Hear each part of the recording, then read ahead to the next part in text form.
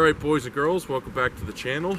It's mid-February, so if you're in northern Pennsylvania, you know what that means. It's time to break out the chainsaw, start doing some habitat work for spring, for next fall.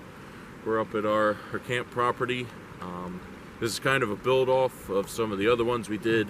We did put a hinge cutting video out, one using brush piles to help build briars, help the game, and then we did a tree thinning video. But we really took it to the next step here. You do a pan across, you'll see it's pretty open. We had it logged. We had, oh boy, probably 350 hemlocks taken out. Most of them, if not all, were pretty heavily infected with the adelgid. So the way we figured, they were gonna die anyway. But getting them down, while we could still utilize some of the timber for logging, and you know, take them down, have some brush piles, and if they were just going to die anyway, you know, we don't want 300 dead standing trees around. That would just make for a headache.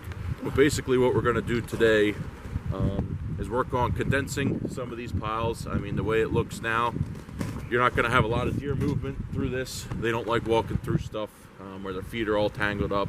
And we have a little bit of snow, so we can kind of see where they were moving for the last 2 months since this was done.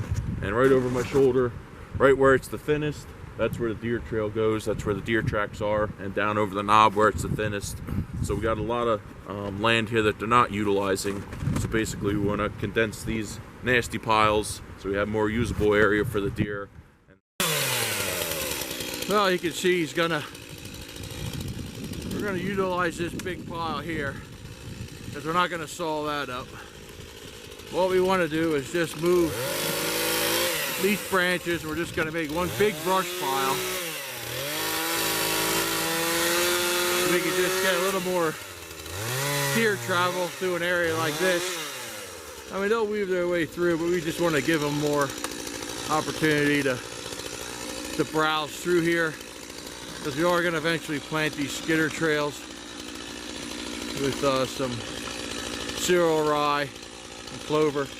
So just want to open more up, make bigger, more singular big brush piles.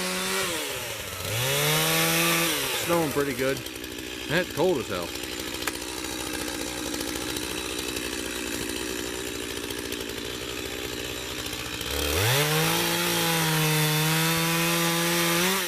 Alright, well, you can see over my shoulder here the pile that we just cut up.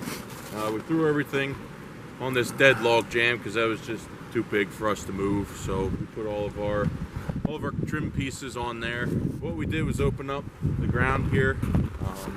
We got a lot of the needles out of the way, so that's going to let more sunlight penetrate to the ground. That's going to help with our briar growth.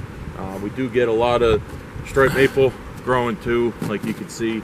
That's not terrible when it's young. They'll browse on that. When it gets too tall, we'll trim that out of there and manage it.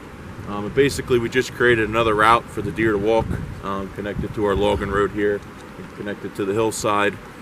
So basically, we're just going to do that with a few more piles until we get tired. We're just talking, probably got a couple years worth of trimming to do. We got to pretty much hit all 350 hemlocks, get it the way we want. But ideally, we're going to put apple trees in here now that we got it open, and we're going to have a lot of sunlight come down. So we're going to move on to the next pile up there by the saw, and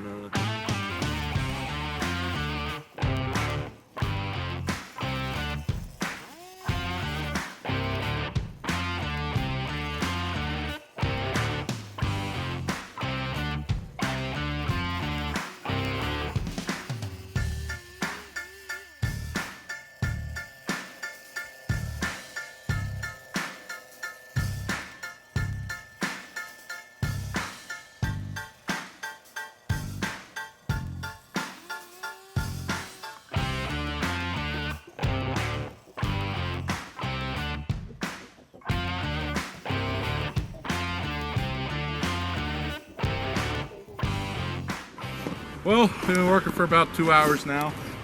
Got it cleared out a little bit, as you can see. And hopefully in 2 to 3 years this should be thick with briars. You know, plenty of browse for them. And I don't care what anybody tells you, Can't be too thick with briars, can't be too thick with browse. They'll find their way through it, but they won't find their way through brush piles and sticks. They do not like to have their hooves down in between that. They can't escape that.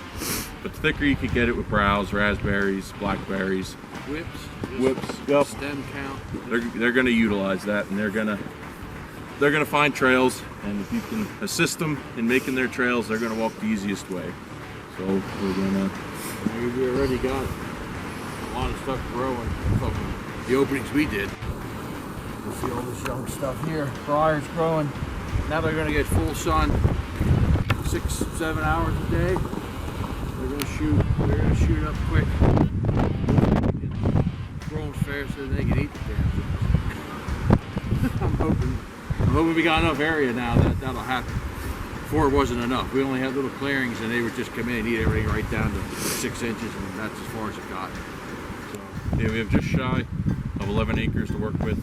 We'll probably have 7 or so good usable thick area, huntable area, minus it's taking away what's right down around the cabin and stuff. Pulling the deer from here, this big mountain, that's all private land, and there's a lot of it. There's like 300 acres of land there, so we're hoping we get a couple trickling over this way. Once we get them to where they give them what they like, just browse. So if you're bored, February, ice fish is just about done. Trout's not here yet, neither is turkey. Dust off the stall, start making some noise, get some sunlight in, get some thick, and we'll get some deer.